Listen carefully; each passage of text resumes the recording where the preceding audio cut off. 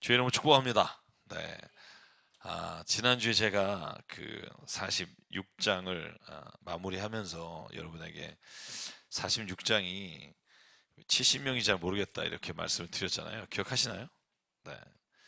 그래서 여기 있는 분 중에 한 분이 저에게 이 자료를 보내주셨고, 그래서 제가 자료를 검토해 봤어요. 여러분, 우리 중에 이런 분이 있다는 거 아시죠? 이거. 저보다 더 자료가 많으신 분이 있어요. 네, 그래서 70명이 어떻게 70명인지 제가 그 다 이렇게 읽어보고 계산해 보니까 제가 여러분 성경에 나오는 46장에 보면 유다의 아들 중에 그죠? 그 가나안 땅에서 죽은 두 아들이 있어요. 기억하시나요? 누구 누구죠? 에르와 오난 두 사람 그죠? 셀라는 다말에게 주지 않았기 때문에 에르와 오난이 죽어서 가나안 땅에 못 들어가서 그래서 72명이 아니라 70명 제가 그 가로치기를 제가 더해서 그랬고 이렇게 그러니까 여러분이 가지고 계신 여러분이 정리하신 거 이렇게 보내주시면 제가 여러분에게 그래서 이 위에가 16명이라는 거죠. 야곱부터 그 윗세대 그죠? 므낫세 에브라임까지 그리고 그 밑에가 54명 여기에 여자가 하나 있죠. 여전히 여자는 하나 들어가 있습니다. 누구죠? 유다의 자식 중에 기억 안 나시나요? 네. 여러분 제가 제가 여기다 이름은 안 넣었군요. 제가 이제 말씀만 드렸군요. 네. 자, 그 이름이 밧다름에서 나온 레아 야고는 디나는 빠져 있고요. 제가 알기로는 지금 세라 아닌가요? 그죠? 그죠? 세라, 그죠? 그래서 유다의 자녀 중에 그죠? 세라가 아니라 그죠? 갑자기 지난주에 말씀드린 하여간 여인이 하나 여기 있습니다. 예. 누군지 한번 밝히고 갈까요? 예. 네? 맞는 것 같아요? 저는 아닌 것 같죠? 디나는 이제 빠졌어요. 이름엔. 명단엔 빠졌고요. 네. 디나 맞나요? 디나는 이름이 있나요? 디나는 여기에는 이름이 있는데 여기에는 이름이 없을 거예요, 지금. 있나요? 네? 우리 한번 그죠? 시작하기 전에 한번 하고 넘어가죠.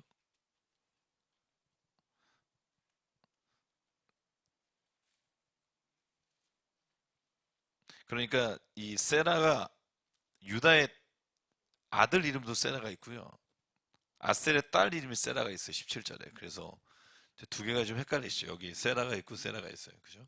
아, 그래서 여기 세라는 아셀의 딸 세라고요. 그 다음에 15절에 유다의 자식 중에 여러분 유다의 자녀 중에 디나가 여기 이름은 있는데 내려간 70명 중에는 이름이 없어요. 위에 올라 있어요? 어디 있죠? 야곱 밑에 바로 네, 네. 딸이 두 명은 아닐 거예요. 그죠? 훨씬 더 많을 텐데. 그죠? 왜 두 사람만 들어 있을까요? 그것도 한번 혼자서 생각을 해봤어요. 혹시 여러분이 읽으시다가 딸이 두 명이었을까요? 아니겠죠? 그죠? 훨씬 더 많았겠죠? 나중에 제가 이제 12명의 아들을 축복할 때 저희가 이제 그 부분을 아, 아마 더 보게 될 텐데. 네? 어디에요? 야곱의 축복에는 납달 이름이요. 납달리는 당연히 12명의 아들에 들어가니까. 예, 예. 이사갈과 납달리. 네. 그 네. 아마 뭐 당연히 그건 들어갈 것 같고요. 그래서 그 여러분이 이제 성경 보시면서 뭐 그렇게까지 읽을 필요는 없다 이렇게 생각은 하시겠지만 혹시 궁금한 게 있으면 제가 늘 말합니다. 그 사람이 그 항상 모든 사람이 똑같은 데 관심이 있지 않아요. 그래서 여러분이 관심 있는 분야를 이제 같이 나누면 좋을 것 같고요. 어쨌든 제가 이 여자 두 명이 이름이 들어간 거에 대해서 주의 깊게 보는 이유는 마태복음 1장에 여인으로부터라는 이름이 5명 나오잖아요. 그죠? 다 여인으로부터 났는데 왜 5명의 이름이 거기 있을까라는 걸 주목해 보면 특별한 이유가 있는데 여기를 주목해 봤는지 잘 모르겠어요. 디나와 세라가 왜 들어갔는지. 그래서 혹시 그것도 아시는 분 있으면 알려주시면 좋겠고요. 자, 오늘 47장부터 들어갈 텐데요. 오늘 이제 50장까지 가야 돼. 좀 긴, 우리가 길을 가야 됩니다. 47장은 야곱의 가족이 이제 다 내려오는 장면이에요. 이집트에 다 내려와서 이제 바로를 만나는 장면입니다. 제가 오늘 47장 우리 1절부터 10절까지 읽은 다음에 우리가 오늘 시작하도록 할게요. 제가 한번 같이 합독하죠. 1절부터 10절까지 시작. 요셉이 바로에게 가서 아뢰었다. 저희 아버지와 형제들이 소떼와 양떼를 몰고 모든 재산을 챙겨가지고 가나안 땅을 떠나서 지금은 고센 땅에 와 있습니다. 요셉은 형들 가운데서 5사람을 뽑아서 바로에게 소개하였다. 바로가 그 형제들에게 물었다. 그대들은 생업이 무엇이요? 그들이 바로에게 대답하였다. 임금님의 종들은 목자들입니다. 우리 조상들도 마찬가지였습니다. 그들은 또 그에게 말하였다. 소인들은 여기에 잠시 머무르려고 왔습니다. 가나안 땅에는 기근이 심하여 소떼가 풀을 뜯을 풀밭이 없습니다. 그러하오니 소인들이 고센 땅에 머무를 수 있도록 허락하여 주시기를 바랍니다. 바로가 요셉에게 대답하였다. 그대 아버지와 형제들이 그대에게로 왔소. 이집트 땅이 그대 앞에 있으니 그대 아버지와 형제들이 이 땅에서 가장 좋은 곳에서 살도록 거주지를 마련하시오. 그들이 고센 땅에서 살도록 주선하시오. 형제들 가운데서 특별한 능력이 있는 사람들을 그대가 알면 그들이 나의 짐승을 맡아 돌보도록 하시오. 요셉은 자기 아버지 야곱을 모시고 와서 바로를 만나게 하였다. 야곱이 바로를 축복하고 나니 바로가 야곱에게 말하였다. 어른께서는 연세가 어떻게 되시오? 야곱이 바로에게 대답하였다. 이 세상을 떠돌아 다닌 횟수가 100년하고도 30년입니다. 저의 조상들이 세상을 떠돌던 횟수에 비하면 제가 누린 횟수는 얼마 되지 않지만 험악한 세월을 보냈습니다. 야곱이 다시 바로에게 축복하고 그 앞에서 물러났다. 그죠? 여기서 제가 2가지만 오늘 주목하려고 하는데, 하나는 원래 야곱이 온 가족이 내려갈 때 오랫동안 이집트에 살 계획이 없었다는 걸 알 수 있어요. 여기 본문에 보면 4절에 잠시 머무르려고 왔습니다 라고 되어 있어요. 잠시 머무르려고. 고센 땅에 머무르게 해주십시오. 그럼 잠시 머물다 가겠습니다. 그 잠시가 몇 년이 됐다고요? 430년이 되죠. 고센 땅이 어디냐면 지도를 보시면 여기가 이스라엘 땅이고요. 그죠? 이스라엘 땅, 여기가 이스라엘 땅, 여기가 광야, 저기가 이제 이집트예요. 여기 포인트가 안 먹어서 어차피. 그래서 고센 땅을 좀 더 이렇게 확대해 보면 이집트에서 가장 좋은 땅 중에 하나라고 알려져 있어요. 그러니까 나일강이 흐르는 나일강 윗줄기에 가장 그 목축도 잘 되고 곡식도 물론 이제 잘 되는 것은 항상 위험이 따르죠. 그죠? 홍수가 나고 범람하는 경우는 꽤 있었지만 또 굉장히 좋은 땅에서 그러니까 뭘 알 수 있냐면 바로 왕이 요셉을 얼마나 총애했는가 하는 걸 알 수 있고요. 그리고 요셉의 위치가 얼마나 높았는지 알 수 있는 게 그 형제들이 다 거기에 머무를 수 있도록 바로가 특별한 배려를 한다는 거죠. 그리고 또 하나 좀 특별한 점이 있다면 그게 뭐냐면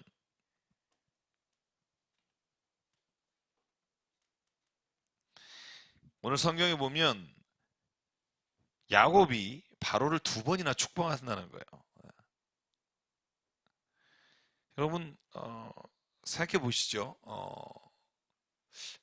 바로가 어떤 사람인데 오늘 1장과 10절 사이에 7절부터 보면 야곱이 2번 바로를 축복해요.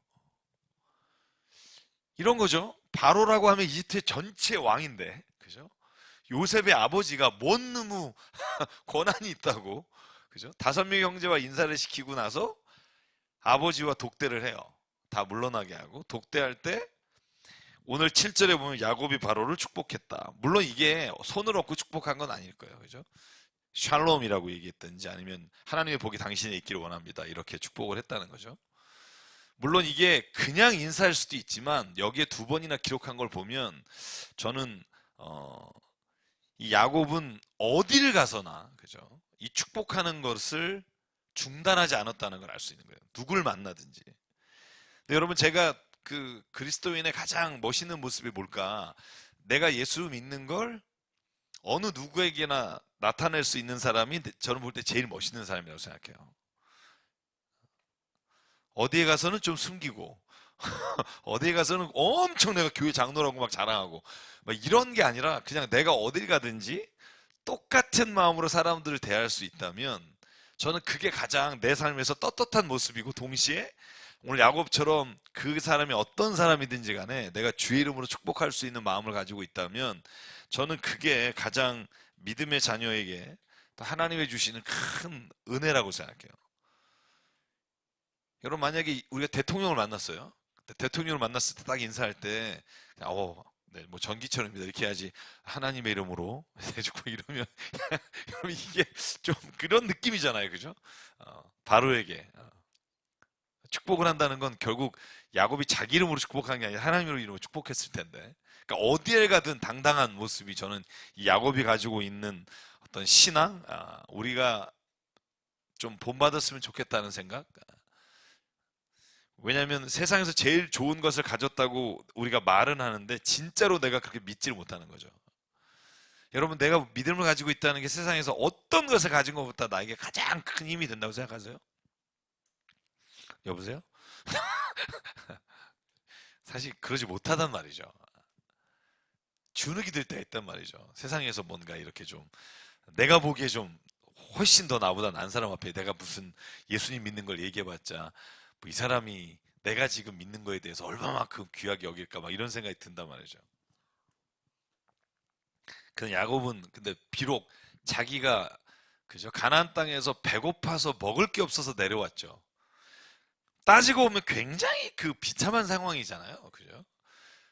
근데도 불구하고 자기가 하나님의 이름으로 축복을 하는 거예요. 만났을 때와 헤어질 때 당신에게 하나님의 축복이 있기 원합니다. 그죠? 왜냐하면 이스라엘이 인사할 때 샬롬 하나님의 축복이 있기를 원합니다. 이런 축복의 말을 던질 수 있다는 건 저는 그러므로 이 당당함과 자기 안에 자존감이 있다면 없다면 저는 아마 이런 축복을 못할 거라고 생각해요. 그래서 어딜 가든지 저는 이런 마음과 이런 축복이 우리에게서 믿음으로 할 수 있는 사람이 됐으면 좋겠다. 여러분 베드로가 사도행전 3장에 성전 미문에 앉아 있는 그 사람들에게 말하잖아요. 당당하게. 여러분 그 앉아 있는 사람은 굉장히 황당했을 거예요. 그죠? 내게는 은과 금이 없다. 그러면 속으로 그 얘기했을 때 그럼 뭐하러 섰니? 그냥 빨리 들어가라. 근데 내게 없거니와 내게 있는 것을 너에게 주노니 곧 나사렛 예수 그리스도여 일어나 걸어라. 그죠? 저는 이게 믿음을 가진 사람의 당담이라고 생각해요. 세상에 보는 기준에서 내가 가진 건 없지만 그런데 내가 가진 거 있는데 예수 그리스도 이름으로 일어나 걸어라.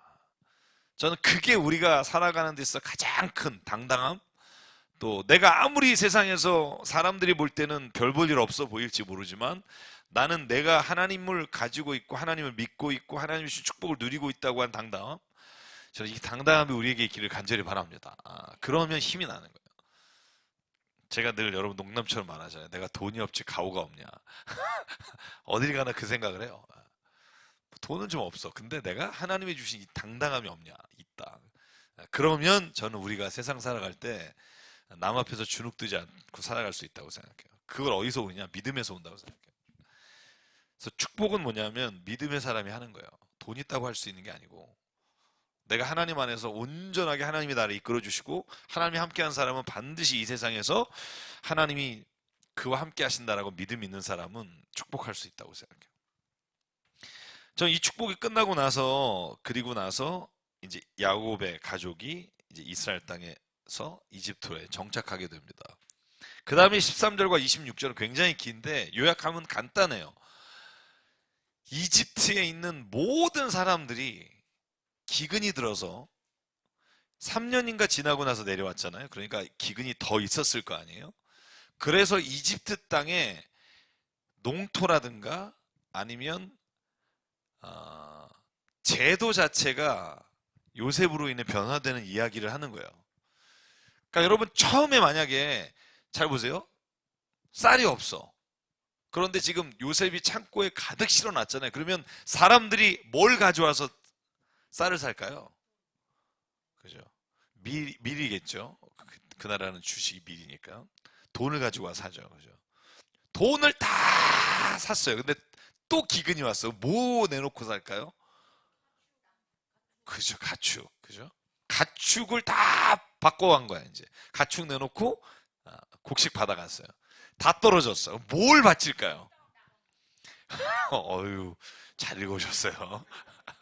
두 가지는 말해요. 이 몸뚱아리와 밭대기라고 번역했어요. 재밌어요. 세 번역이 재밌는 번역이 많은데. 그러니까 내가 가진 건 몸뚱아리하고 땅밖에 없는 거예요. 뭐 이제 어떻게 하실래요? 그럴 때 요셉이 전국에 있는 모든 땅을 사요. 모든 땅을 받고 곡식을 나눠줘요. 그래서 모든 이집트의 백성을 다 골고루 지역에 나눠서 분산하고, 그래서 우리가 보통 소작 제도라고 말하죠. 5분의 1은 바쳐라. 그리고 5분의 4는 너희가 먹고 살아라. 근데 땅은 누구게 되냐면 이집트의 소유가 되는 거예요. 바로의 소유가 되는 거예요. 옛날은 왕의 소유죠. 요즘으로 하면 국가 소유가 되는 거죠. 저는 제 꿈이 있다면 불가능한 꿈이에요. 제가 사는 날이 아니라 아마 영원히 불가능한 꿈. 우리나라의 모든 땅을 국가가 환수해서 필요해서 나눠주는 나라가 이 되기를. 그게 안 돼서 지금 이게 너무 힘들어요. 네? 그냥 이 마음인 거죠. 그러니까 예를 들면, 맞죠. 임대업 하신 제가 아는 분들이 이제 뭐 세를 얻어서 하면 이 세가 좀 안정돼야 장사를 할 텐데. 저 경리단 길도 그렇고, 저쪽 연남동도 그렇고, 그죠? 처음에 거기에서 장사를 해서 그 거리를 살린 사람들은 다 쫓겨나잖아요.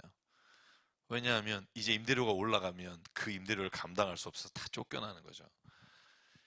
여러분, 국가가 땅을 소유하는 게 제가 알기로는 이 세계에 두 나라밖에 없어요. 중국과 이스라엘이에요. 이스라엘은 모든 땅이 국가 거예요. 그래서 임대를 해줘요. 국민에게. 10년. 그러니까 안정이 되죠. 지역에 따라 편차가 좀 있긴 합니다만. 그래서 제 친구 김진산 목사가 이스라엘에 그, 어, 쉼터라는 이스라엘 회복을 위한 그걸 임대를 해서 쓰는 거예요. 모든 땅이 임대예요. 저는 그러면 지금보다 훨씬 더 이 빈부의 격차나 이 세상이 겪는 고통들이 많이 줄어들 거란 생각을 해요. 물론 이제 제가 앞에 서두에 말했죠. 꿈이에요. 이거는 도저히 이루어지지 않을 거예요. 누가 그 땅을 내놓겠으며. 그죠? 도저히 불가능한 일이에요. 지금 북한에 통일되면 자기 땅 찾으러 가려고 지금 집문서 쌓는 사람이 얼마나 많은데, 그죠? 그게 사람이잖아요. 그죠? 부모가 주신 그 땅. 근데 아마 가지고 가면 아무 소용 없을 거예요. 그죠? 아무 소용 없을 거예요. 그래도 그걸 여러분 이북 오도청이라는 데 가면 거기에 다 있어요. 여러분 저희가 한번 양로원 봉사하러 갔다가 거기 들어가 봤는데 거기에 진짜 땅 다 주인이 있더라고요. 처음 알았습니다. 제가 모르고 있다가.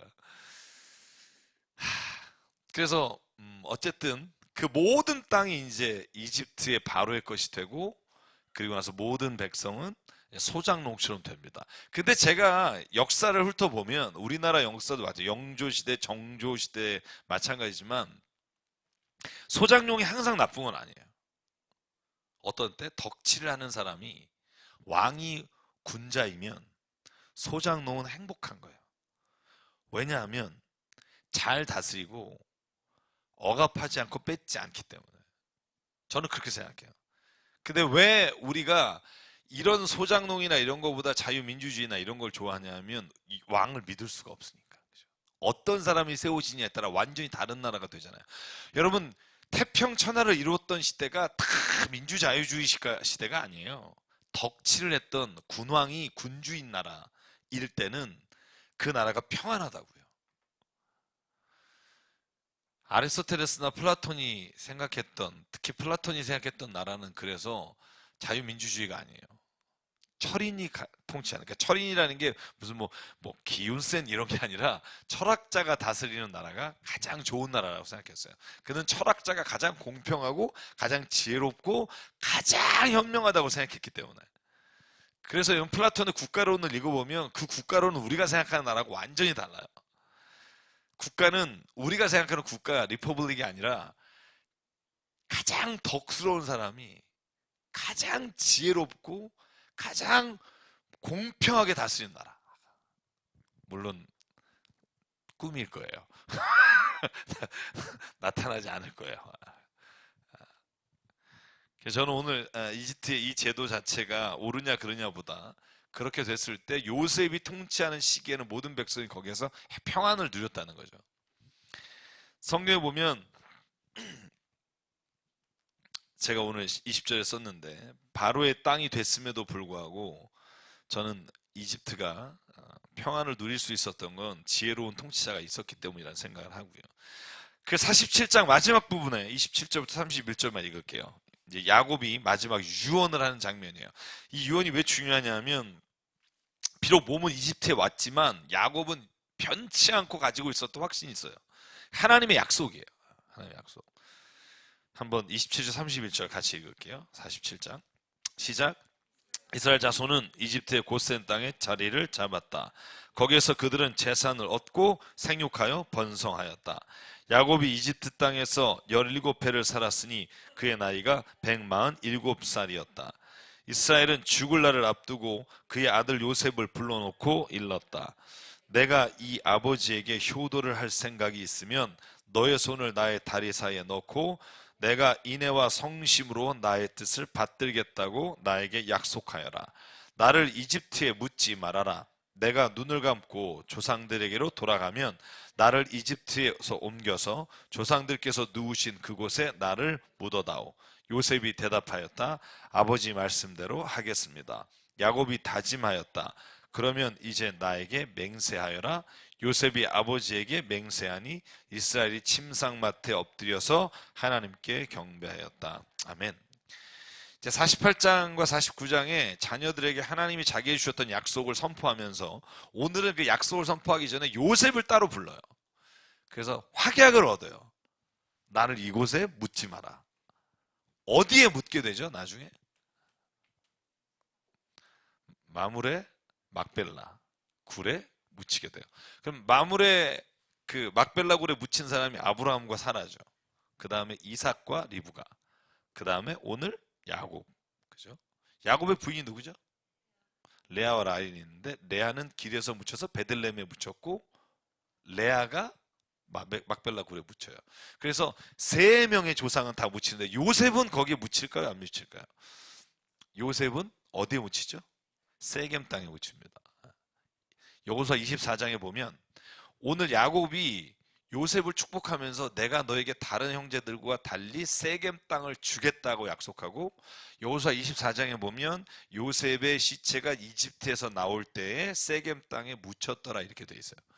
그래서 뭐 별로 중요한 건 아닙니다만 제가 이렇게 보면서 가장 오래 살지 못하고 짧게 산 사람이 누구죠? 이 네 명의 족장 중에 요셉이에요. 요셉이 몇 년 살죠? 110년. 야곱이 130에 이집트에 와서 17년을 살다가 147세에 죽어요. 뭐 아브라함은 다 아실 거고 아브라함은 175세에 죽잖아요. 그러면 야곱이 조금 더 살아요. 180살에 죽어요. 그래서 175, 180, 147, 110인데 나이를 이렇게 분석해 보면 시간이 지날수록 더 오래 살지 못하고 계속 단명해 가는 걸 이렇게 보게 돼요. 그러다가 이제 모세는 120이죠. 그래서 우리가 쭉 이렇게 나이를 이렇게 좀 뭐 시간이 나면 이렇게 한번 계산해 보면 좀 재밌겠다는 생각도 해보는데 오늘 야곱이 요셉에게 확약하는 거예요. 왜 이런 확약을 할까요? 우리가 비록 여기에 와 있지만 여기는 하나님이 약속한 땅이 아니라는 거예요.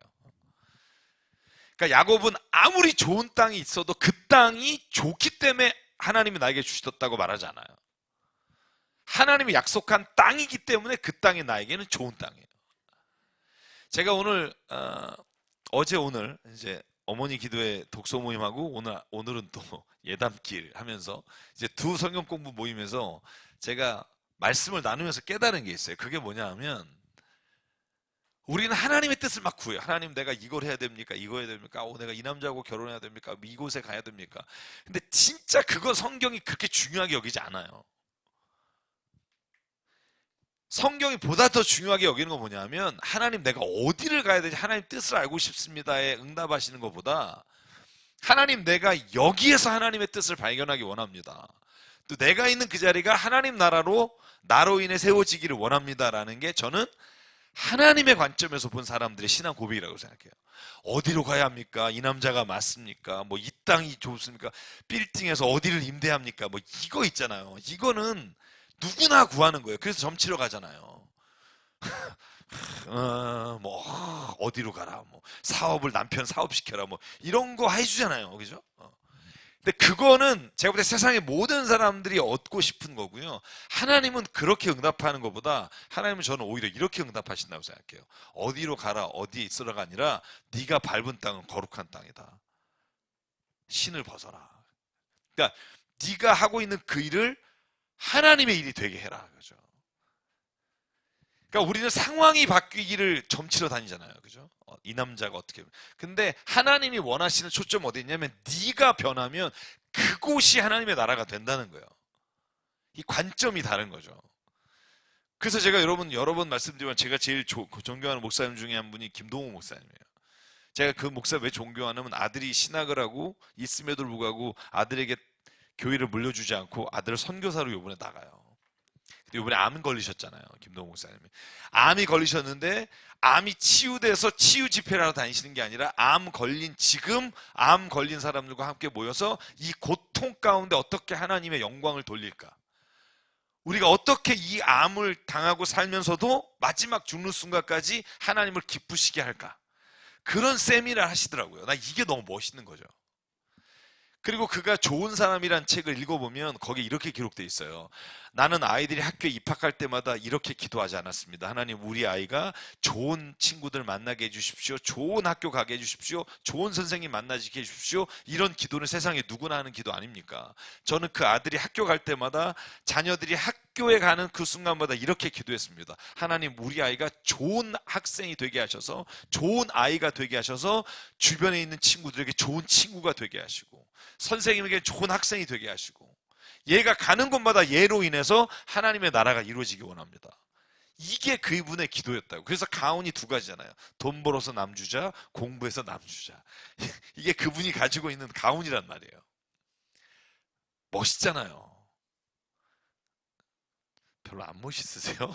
난 무지 멋있는데, 그죠? 그러니까 하나님 뭐 이런 직업이 좋습니까? 아니면 내가 여기를 가야 됩니까? 뭐 이거보다 더 중요한 건 하나님 내가 그러면 여기를 보내신 이유가 무엇이며 여기에서 내가 무엇을 하길 원하십니까? 라는 기도의 제목이 바뀌는 순간 여러분 우리의 삶의 방향이 바뀐다는 거예요. 좋은 사람 만나려고 막 계속 우리가 누구를 만나면 좋을까 이렇게 골머리를 하는 게 아니라 내가 있는 그 자리에서 어떻게 하면 옆에 있는 그 사람에게 영향력을 선하게 끼치고 내가 있는 자리에서 하나님의 말씀을 따라 살까? 제가 요즘 충격적인 얘기 몇 개 듣는데 교회 처음 나오신 분이 제가 만나서 얘기를 할 때 그런 얘기를 하시더라고요. 여기 앉아 있다 보면 교회 안에서 서로 사랑하지 않는 것 같아요. 이런 얘기를 해요. 충격이었어요. 우리 교회가 남 얘기 많이 하고 험담하고 그래서 앉아있기가 불편한 경우도 있었다는 거예요. 제가 볼 때 제발 제가 누누이 말씀드리지만 교회는 그러면 제가 볼 때 망하는 거라고 생각해요. 지난주도 그랬고 지지난주도 그랬고 제가 두 번 연속 들어서 지금 마음이 굉장히 무거워요 사실. 사람의 모습인데 좀 줄여가자 이런 거죠. 예. 예.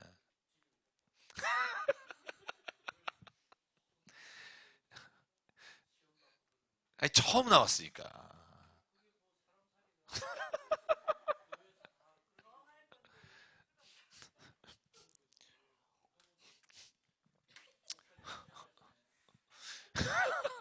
저는 시험이 들더라고요. 예. 예. 그러니까 처음 나오신 분이 그렇게 느끼시는 게 사실은 우리가 가진 원래 모습이긴 하나 그 모습으로 인해 이제 교회에 대해서 실망하는 게 이제 또한 그분들이 가지고 있는 또 모습이라는 거죠. 그래서 저는 힘들어도 좀 늘 칭찬하는 말, 좋은 말. 저는 이게 그 팩트가 중요하다라고 생각하는 분이 있을지 모르지만 저는 팩트보다 중요한 건 하나님 안에서의 가능성이라고 봐요. 그래서 저는 그 얘기 들으면서 그 생각했어요. 그분에게 물론 그렇게 얘기했죠. 교회라는 데도 사람이 있는 곳이니까 다 그럴 수밖에 없습니다. 그런데 제가 이제 우리 내부로 와서는 그렇게 말씀드리는 거죠. 그걸 줄여가는 게 교회가 세상에 빛이 되는 길입니다. 왜냐하면 성경이 말하는 게 항상 그거잖아요. 똑같이 살지 말자는 거잖아요. 똑같이 살지 말자. 성경이 이런 거잖아요. 너의 입에서 전 악한 말은 모양이라도 버려라. 그죠? 그 야고보서에 분명한 말이 있잖아요. 너희가 듣기는 속히 하고 말하기는 더디하여 하나님의 의를 이루어가라. 그래서 그 야고보서 1장부터 모든 내용이 다 그건데 혀는 불의한 것이니 너희가 혀를 다스리는 자는 너희가 모든 삶을 너희가 다스릴 수 있다. 그리고 어떻게 한 입으로 하나님을 찬양하는 것과 저주하는 말이 동시에 나올 수 있겠는가? 그러니까 나올 수 있겠는가라는 말은 뭐냐면 도저히 해서는 안 된다라는 표현보다는 우리가 하나님을 찬양한다면 저주하는 말들이 점점 줄어질 거다. 그래서 우리가 신앙생활을 더 해가면 할수록 저는 칭찬이 입에서 더 나올 수 있다고 봐요. 그럴 수밖에 없다. 왜냐하면 예수님의 마음을 품게 되니까. 우리가 아까 찬송한 것처럼 예수님의 성품이 나의 인격이 된다. 그러면 이런 말 하는 거죠. 예수님도 화했을진저 한번 성경 보시라고. 그게 한 100분의 1 정도 될 거예요. 폴션으로 하면. 그죠? 그리고 그건 진짜 많은 사람들에게 해를 끼치는 말을 하는 사람들에 대해서 비판하신 것이지 하나님이 의도적으로 예수님이 누군가를 비난할 의도로 하신 건 아니다. 그래서 오늘 제가 이 야곱의 유언을 보면서 그런 생각해요. 아들에게 요셉에게 이렇게 부탁할 때 요셉이 그걸 충실히 지켰다는 거죠. 다리 밑에 손을 넣는다. 여러분 이스라엘은 이게 허벅지라고 보통 개정기역에 번역되어 있는데 허벅지 밑으로 다리에 손을 넣는 게 맹세하는 장면이에요. 여러분 왜 아브라함이 엘리에셀 자기 종을 보낼 때도 허벅지에 넣고 맹세하잖아요. 그죠? 그래서 허벅지에 손을 넣는다 하는 건 맹세한다는 뜻이고요. 다리를 가린다 그러면 이제 화장실을 보신다는 거고 뭐 이런 그 이디움이 있습니다. 이디움이.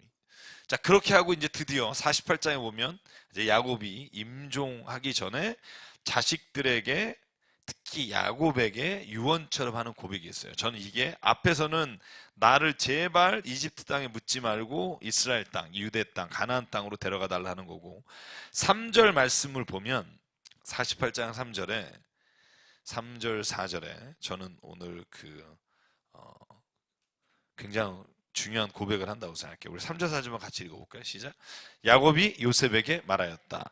전능하신 하나님이 가나안 땅 루스에서 나에게 나타나셔서 거기에서 나에게 복을 허락하시면서 나에게 이르시기를 내가 너에게 수많은 자손을 주고 그 수가 불어나게 하겠다. 내가 너에게서 여러 백성이 나오게 하고 이 땅을 너의 자손에게 주어서 영원한 소유가 되게 하겠다 하셨다. 그죠? 여러분 야곱은요 이 말씀을 언제 받았죠? 창세기 28장에서도 받고 32장에서도 받고 저번에 우리가 또 애굽으로 내려올 때 또 하나님께서 말씀하셨어요. 동일한 내용이에요. 하나님이 우리를 선택하시고 하나님이 복을 주시사 수많은 자손과 땅을 주시기에 약속하셨다. 그죠? 근데 그 땅이 다시 말하면 여기 이집트는 아니라는 거예요. 그걸 자식에게 말해주는 거예요. 요셉에게. 여러분 유다를 통해서 예수님이 나오지만 성경에 보면 요셉이 마치 장자의 역할을 해요.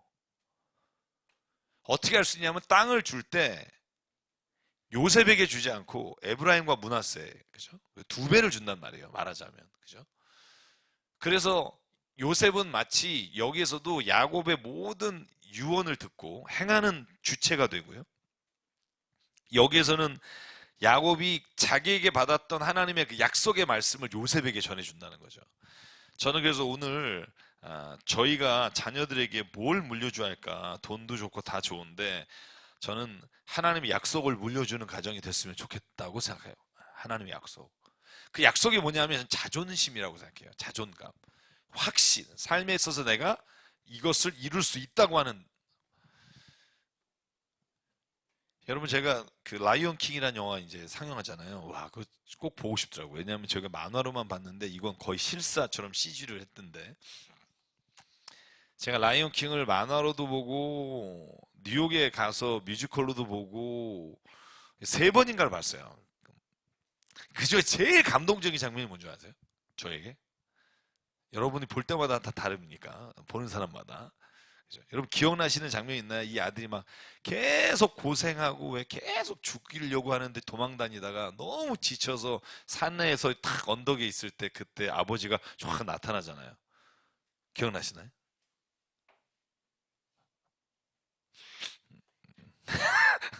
그러니까 그런 장면이 있어요. 그때 뭐라고 말하냐면 뭐 잡다한 얘기 안 해요. 딱 그냥 그렇게 얘기해요. Remember 이렇게 얘기해요. Remember, you're my son. You're my son. 근데 그게 그 한마디가 그냥 이 라이온 킹 주인공이 그때 그거 힘을 확 얻는단 말이죠. 별 얘기도 안 해요. 그죠? 기억해라, 넌 내 아들이다. 막 이 말에 확 계속 막 쫙 뛰어내려온다고요. 거기서 뭘 해주는 것도 아니고 아무것도 안 줘요. 근데 그게 힘이 되는 거죠. 저는 왜 우리가 인생을 살아가면서 왜 너희가 하나님의 자녀다, 그죠? 내가 너를 낳았다. 내가 너를 얼마나 보배롭게 여기는지 아느냐. 저는 이 하나님의 말씀이 우리의 삶에서 우리에게 힘이 됐다면 전 자녀에게도 능력이 된다고 믿어요. 그러니까 잊지 마. 넌 하나님의 자녀다. 뭘 알 수 있어요? 내가 아무리 배고프고 내가 아무리 뭔가 삶에 있어서 찌들어가도 내가 더러운 이익을 취하기 위해서 절대로 손잡지 않을 거다. 그런 생각을 하게 될 거고. 너의 아버지는 왕이야. 이 밀림의 왕이었어. 넌 내 아들이야. 이런 말 들으면 힘 없고 연약하고 막 절망 가운데 있을 때 그래 나의 본래 모습은 이게 아니야 라고 다시 일어날 수 있는 힘이 있다는 거죠.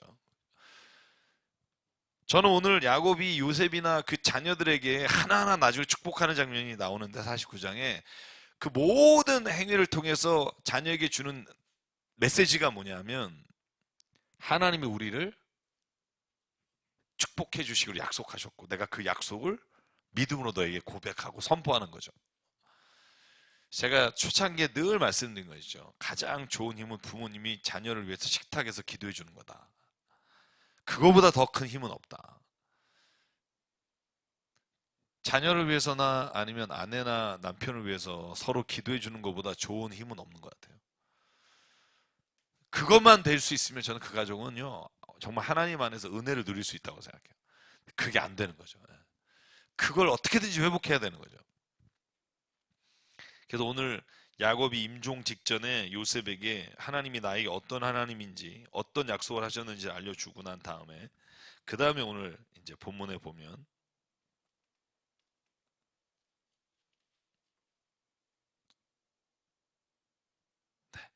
이제 8절부터 20절에 요셉의 두 아들만 특별히 축복하는 장면이 나와요. 근데 여기에서 재밌는 장면은 뭐냐면 여러분 기억하시나요?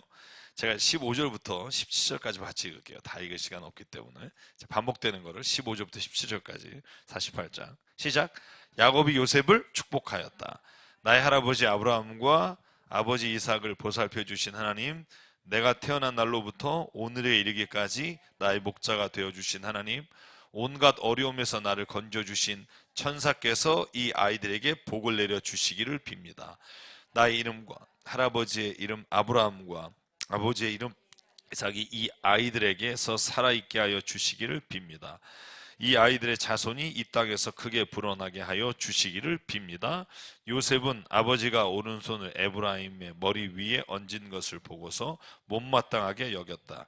요셉은 아버지의 오른손을 에브라임의 머리에서 므낫세의 머리로 옮기려고 아버지의 오른손을 잡고 말하였다. 아닙니다, 아버지. 이 아이가 맏아들입니다.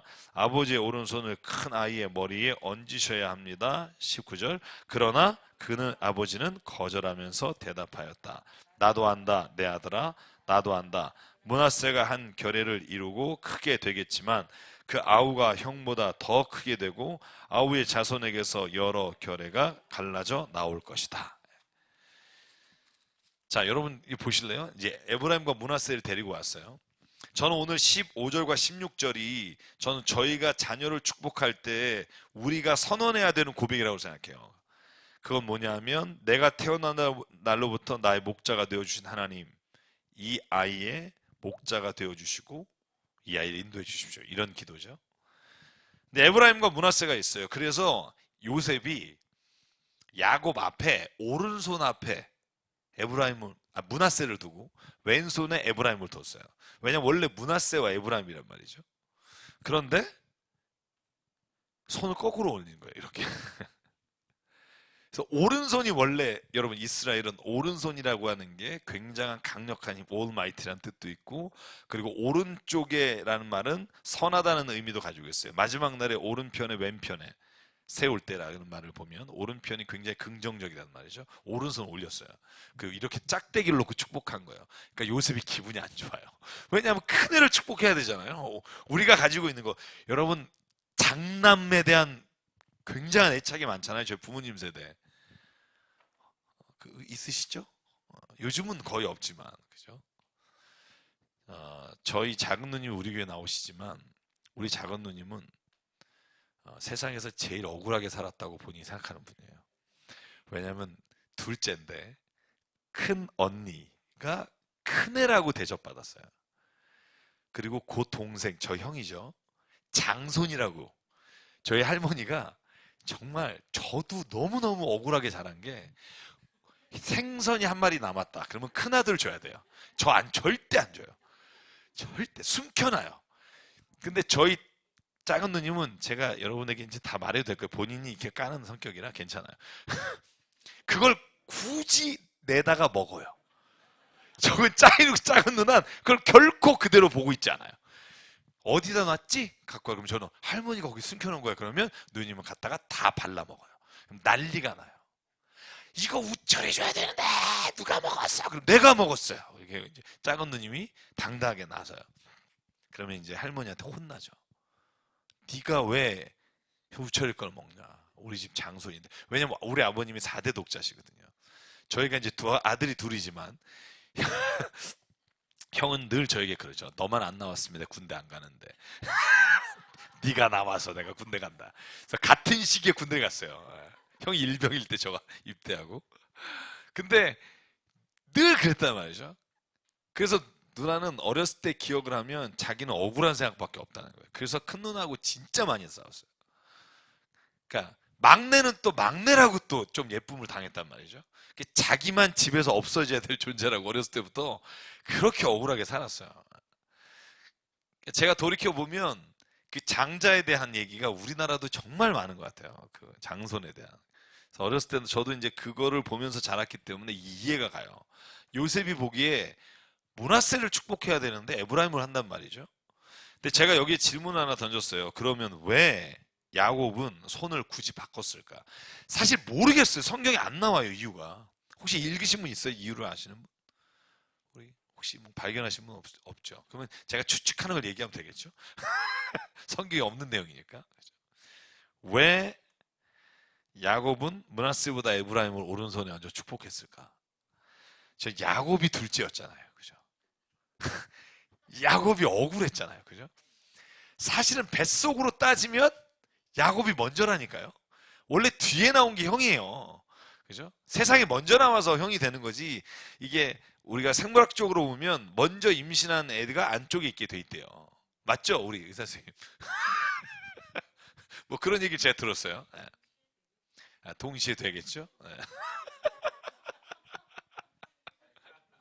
어쨌든 야곱은 억울했잖아요. 그래서 오죽하면 형한테 팥죽으로 장자권 사고 그 다음에 자기가 아버지의 축복을 받기 위해 염소털을 붙이고 별 쇼를 다 하잖아요. 그리고 나서 억지로 축복을 받았는데 그것 때문에 20년 도망자 생활을 살잖아요. 한이 되지 않았겠어요? 한이? 그죠? 이놈의 장자, 이 더러운 장자. 그것 때문에 자기가 속인 것도 생각났겠지만 억울한 일을 당하거나 힘든 일이 생각났겠죠. 그래서 저는 야곱이 굳이 요셉이 손을 바꾸려고 했을 때 아니다 아들아 내가 안다. 내가 안다 아들아. 그렇게 말하면서도 굳이 안 바꾼 이유는 저는 야곱이 본인이 장자 제도라는 것 때문에 겪게 된 아픔과 슬픔의 기억이 있었다는 거고요. 그것으로 인해 차별이 있는 것에 대해서 야곱은 스스로가 그거에 대해서 거부감과 혹은 차별을 없애겠다는 생각이 있지 않았을까라는 생각이 첫 번째고요. 저는 그래서 마태복음 1장에 아까 말씀드렸지만 예수의 족보에도 5명의 여인에 대한 기록이 다 좋지 않은, 그죠?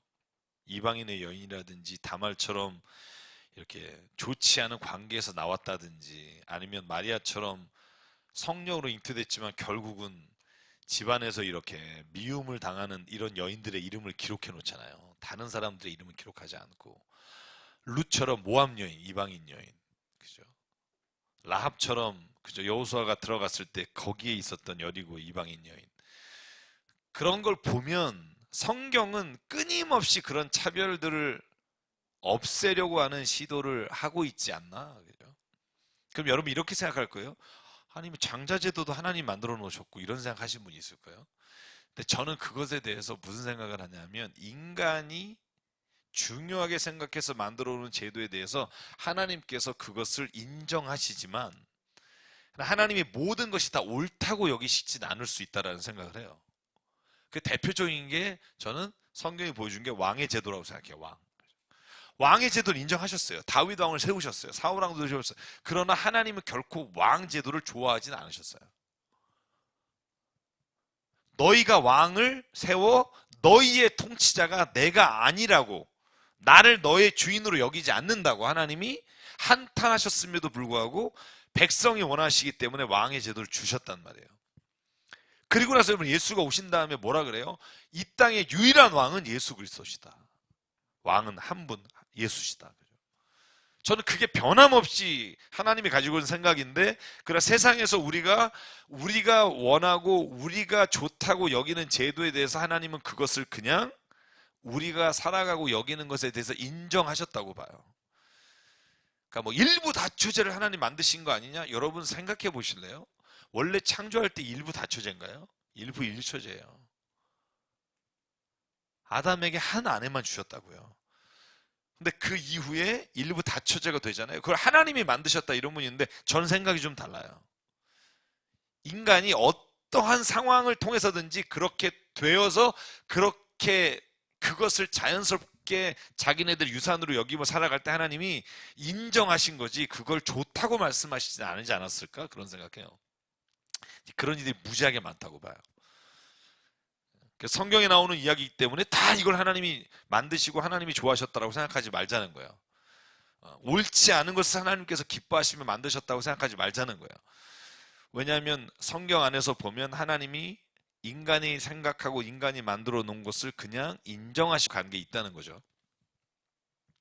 그래서 저는 오늘 야곱이 굳이 이렇게 하는 행동을 보면서 야곱이 곤조가 있네, 뭐 이런 생각을 좀 해요.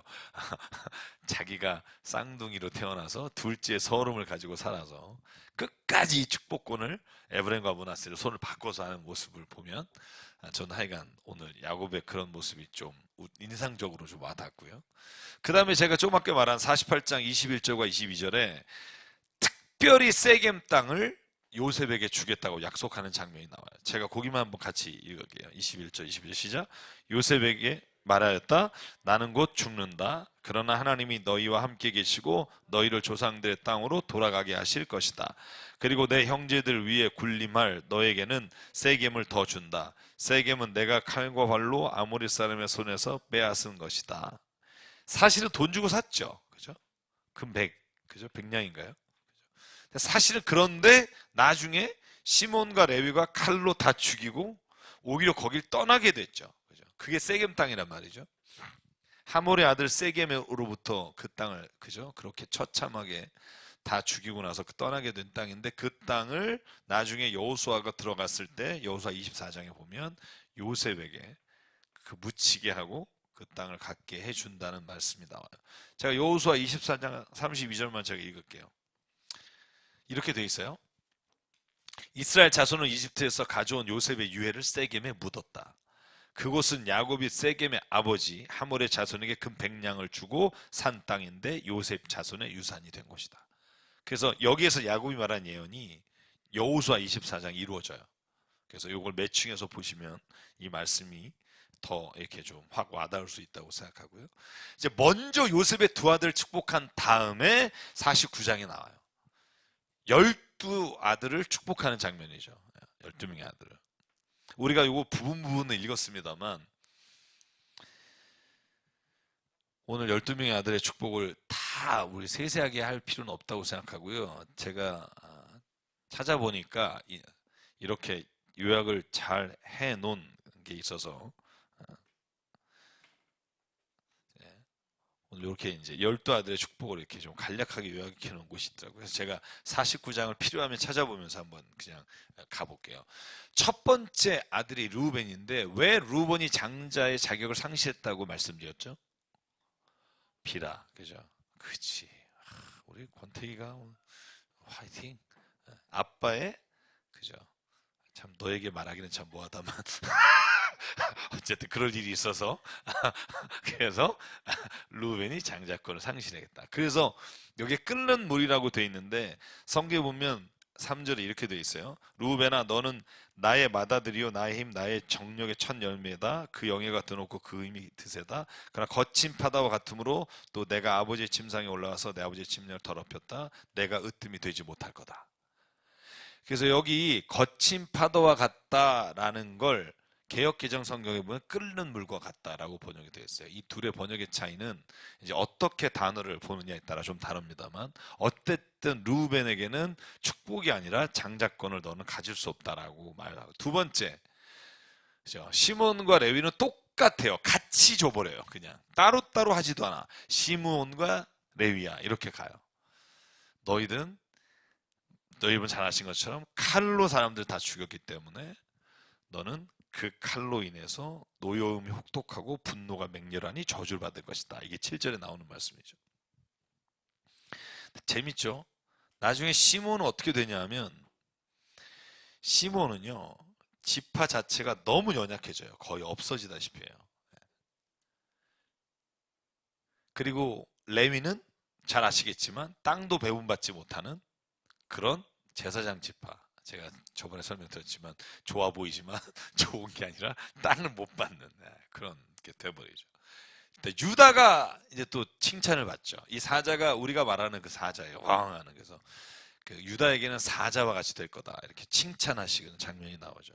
8절과 12절에 보면 임금의 지휘봉을 유다에게서 떠나지 않게 하실 것이고 그래서 이 말이 이루어진 게 누구죠? 다윗이에요. 물론 사울 왕은 베냐민 지파지만 유다의 왕권이 계속될 것이라는 게 다윗부터 남유다가 멸망하는 날까지 그게 이루어지죠. 북이스라엘은 계속 바뀝니다만.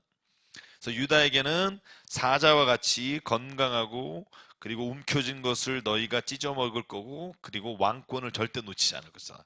이렇게 해서 축복을 하죠. 이사갈 스불론은요 밖으로 돌아다니는 축복을 준 것 같아요. 해변의 배와 그죠? 이사갈은 그 주로 너희가 지금 있는 그 땅에서 너희가 보상을 받을 거다 이런 말씀이 중심이 되는데 14절 15절 보면 안장 사이에서 웅크린 뼈만 남은 나귀 같을 것이다. 이건 약간 부정적인 의미를 가지고 있지만 그리고 이사갈은 약간 좀 뒤에도 부정적이에요. 너희가 살기에 편한 곳을 보거나 안락한 땅을 만나면 어깨를 들이밀어 잠이나 자고 압제를 받으며 섬기는 노예가 될 거다. 그래서 이사갈도 부정적인 말씀을 듣습니다. 스불론은 아까 말씀드렸고요. 그 다음에 단. 여러분 근데 순서가 스불론이 먼저예요. 여기는 그죠? 스불론 이사갈 나와요. 그리고 뭐 단도 사실 그 뒤에 갓 아셀 다음에 납달리 나오고 막 이 순서가 좀 바뀌어 있어요. 그러나 지금 원래 여기의 순서는 누구냐? 원래 12아들의 순서대로 이렇게 축복을 정리한 거예요. 그래서 여기 있는 순서는 왜 이렇게 했는지는 제가 아무리 찾아봐도 아무도 몰라요. 그래서 그냥 여기 있는 건 그냥 순서를 이렇게 썼다고만 봅시다. 자, 단은 뱀과 독사다 이런 표현을 써요. 근데 이게 꼭 나쁜 표현만은 아니에요. 16절과 18절을 보시면 자, 단은 이스라엘의 한 지파 구시를 독토케 하며 백성을 정의로 다스릴 것이다. 단은 길가에 숨은 뱀 같고 오스럽게서 기자 독사 같아서 말바복을 물어 말에 탄 사람을 뒤로 떨어뜨릴 것이다. 제가 주님의 구원을 기다립니다. 이렇게 돼 있어요. 여러분 근데 단 지파가 어디서부터 사라지는 줄 아세요? 단의 마지막 유명한 인물이 누구죠? 삼손이에요. 그래서 그러니까 사사기 15, 16, 17장에 삼손이 나오고 18장부터 단에 관한 이야기들이 이제 거의 뒤에서는 안 나와요. 그래서 유명하신 우리 목사님 중에 한 분이, 한국 목사님이 그 단이 우리나라의 단지파다 이렇게 얘기해서 많은 사람도 웃게 만들었던 적이 있어요. 근데 그 강의를 저도 들었어요. 고등학교 때. 단이 와서 단지파가 됐다고. 지금 생각해보면 정말 헛웃음이 나오는 얘기인데 그때는 다 이렇게 갔어요. 아, 우리가 단지파구나. 그렇게 저는 믿고 살았었어요. 몇 년을. 감동하면서 진짜 막 진짜 막. 이단들이 그런 거 많이 하죠. 그 단어 한국말로 똑같은 걸 가지고 원어를 보면 전혀 다른데. 그래서 어쨌든 단은 그래서 나중에 재밌죠. 요한계시록 7장에 보면 12지파 이름이 나와요. 그때 사라진 지파가 누구죠? 단이에요. 단지파가 안 나와요. 단지파가 안 나오고 누가 나오죠? 레위지파가 나와요. 원래 12지파에서 레위가 나중에 빠지게 되잖아요. 그죠? 그리고 나서 아, 에브라임 지파가 없어지고 요셉이 나와요.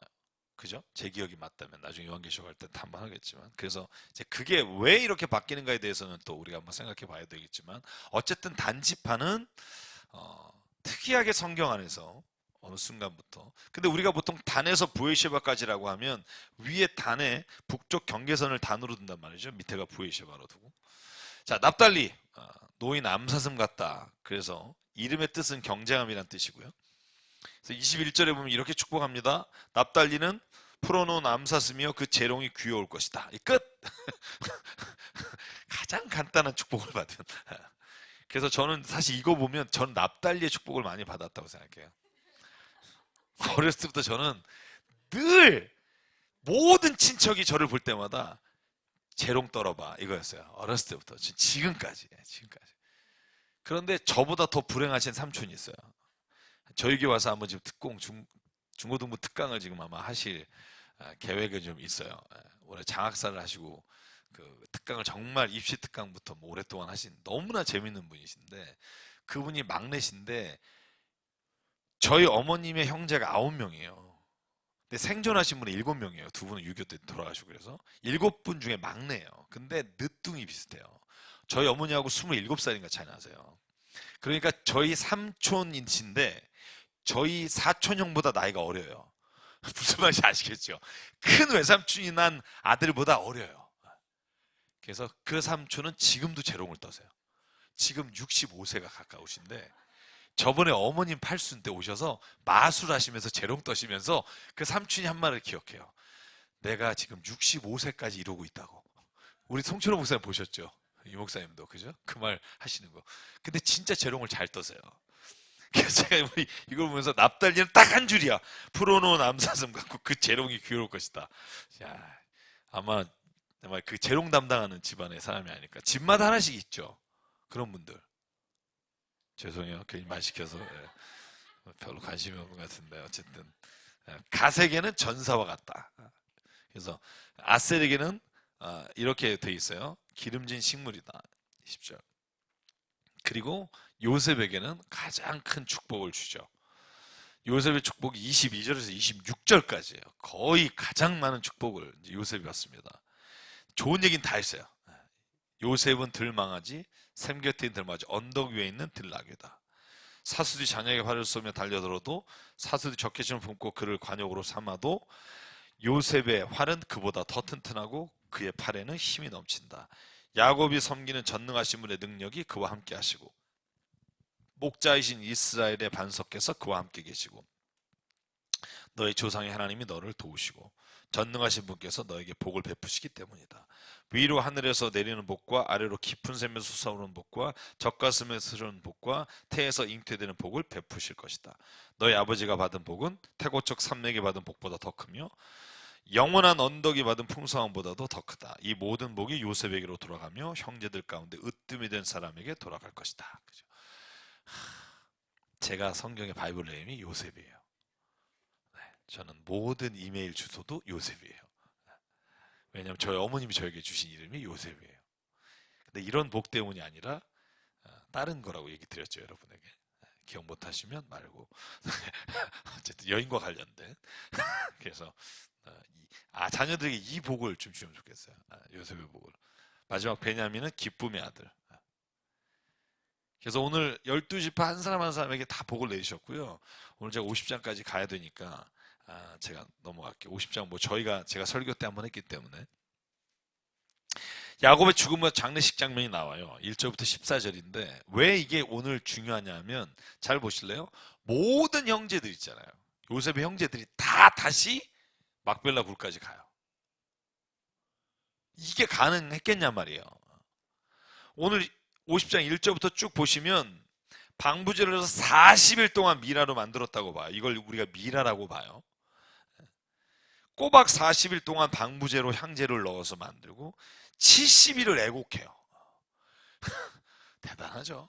그리고 나서 4절부터 보면 바로의 궁에 알렸어요. 우리가 아버지가 예언하신 대로 유언하신 대로 이스라엘 땅 가나안 땅에 묻으러 갑니다. 그래서 간 식구가 누구냐 하면 이렇게 돼 있어요.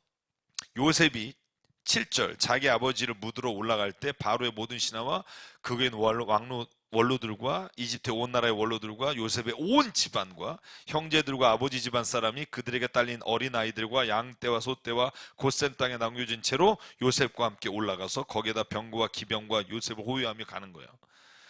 그래서 10절 요단강 동쪽 아닷 타장마장에 이르러서 애통하고 그리고 호곡하고 요셉은 아버지를 생각하며 이레 동안 애곡하고 타작마다에서 애곡하는 걸 보고 이집트 사람들이 이렇게 크게 애곡하는구나 하면서 그 일을 아벨 미스라임 뜻이 뭐죠?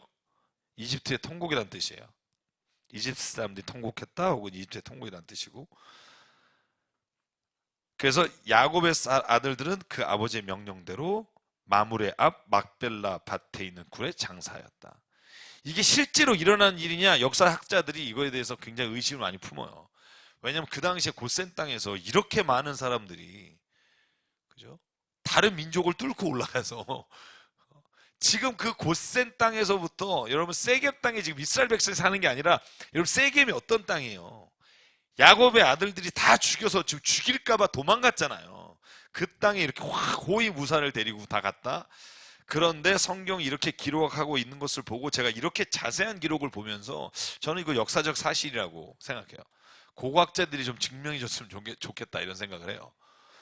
이렇게 자세하게 기록한 것을 보면 그래서 장례를 치고 다 내려와요. 그런데 제가 이제 오늘 마지막 주제입니다. 그런데 장례를 다 마치면은 오히려 가족이 하나가 돼야 되잖아요. 그런데 형들은 두려워 떨기 시작해요. 왜냐하면 아버지가 죽은 이후에 요셉이 자기들 해야 할까봐. 그래서 비참한 모습으로 15절부터 자비를 구하죠. 요셉에게 전가를 보내서 아버지가 돌아가시기 전에 이런 얘기를 했다. 제발 형들을 용서해다오. 몹쓸 짓을 저질렀지만 허물과 죄를 용서해다오. 그때 19절 20절만 같이 읽을게요. 우리가 주일에 봤던 본문이라 19절 20절 시작. 요셉이 그들에게 말하였다. 두려워하지 마십시오. 내가 하나님을 대신하기라도 하겠습니까? 형님들은 나를 해치려고 하였지만 하나님은 오히려 그것을 선하게 바꾸셔서 오늘과 같이 수많은 사람의 생명을 구원하셨습니다. 그러므로 여기에 보내신 것은 형님이 아니라 하나님이십니다. 저는 이 고백이 제가 설교 때도 말씀을 드렸습니다만 우리가 믿음 안에서 살아갈 때 우리가 해야 될 마음이라고 생각해요. 원수를 갚지 말고 우리가 원수 사랑하라. 예수의 산상복음에 나오죠. 원수 사랑하라 뿐만 아니라 너희를 모욕하는 자를 위해 축복하라. 이게 가능할까? 근데 윌라드의 책을 보면 이렇게 돼 있어요. 이것이 율법처럼 이렇게 지키라고 주신 말씀은 아닐 거다. 속옷을 달라면 겉옷을 주고 오른뺨 때문에 왼뺨을 때리고 이걸 지키라고 해서 율법처럼 이걸 안 지키는 자는 안 된다가 아니라 하나님의 자녀와 하나님이 다스리는 나라는 이것들을 우리가 꿈꾸며 가야 하는 곳이다라고 우리에게 주신 말씀이다. 그러니까 제가 아까 말했지만 Remember your my son. 그러니까 우리가 하나님의 자녀라면 이렇게 하나님 안에서 주신 삶을 누려야 되는 게 우리의 마지막 목표와 같이 두고 갈 때 우리가 이 세상에서 이 상황을 이겨낼 수 있는 힘이 된다. 전 그 말이 굉장히 와닿았어요.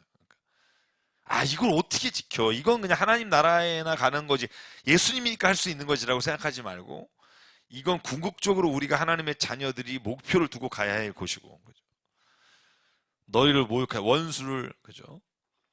사랑하라. 이 말이 결국은 하나님의 원래 자녀에게 주셨던 그 뜻이 거기에 있다라는 걸 믿음으로 나가자.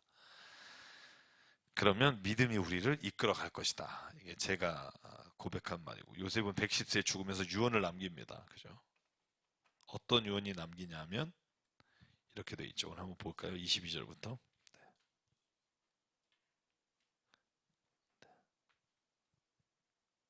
아이고, 또 나갔네요. 네. 네. 같이 한번 22절부터 24절부터 26절까지만 읽을게요. 시작. 요셉이 자기 친족들에게 말하였다. 나는 곧 죽는다. 그러나 하나님께서 반드시 너희를 돌보시고 너희를 이 땅에서 인도하여 내셔서 아브라함과 이삭과 야곱에게 맹세하신 땅에 이르게 하실 것이다. 요셉은 이스라엘 자손 맹세 하나님께서 반드시 너희를 돌보실 날이 온다. 그때 너희는 나의 뼈를 이곳으로 옮겨서 그리로 가지고 가야 한다. 요셉이 110살에 세상을 떠나니 사람들은 그의 시신을 방부제 향 재료에 넣은 다음에 이집트에서 그를 입관하였다. 네. 보실래요? 오늘 이 마지막 부분에 요셉이 아버지가 자기에게 한 유언과 똑같은 유언을 해요. 야곱에게 받은 유언을. 하나님이 반드시 너희를 돌보시고 너희를 이 땅으로 인도해 낼 것이다. 저는 이걸 보면 아브라함부터 이삭부터 야곱부터 요셉까지 그 부모가 가지고 있던 믿음의 확신과 하나님에 대한 신앙이 그 자녀들에게 더해질수록 저는 하나님께서 그 자녀들이 확신 가운데 살아가는 능력을 주신다는 거죠. 그래서 여러분, 비록 좀 힘들고 어려울지라도 자식들에게 푸념된 말보다는 하나님이 주신 그 약속의 말을 선포하는 것들이 우리의 입술에서 날마다 되기를 바라고요. 저는 그렇게 될 때 우리에게 주신 하나님이 그 나라와 그 뜻이 또 우리를 통해서 이루어질 줄 믿습니다. 시간이 이제 많이 지났지만 오늘 창세기를 이렇게 마무리합니다. 이제 출애굽기에 들어갈 텐데요. 출애굽기는 저희가 또 너무나 잘하는 본문이지만 또 통해서 하나님 은혜를 나누기를 바라고요. 우리 잠깐 기도하고 마치겠습니다.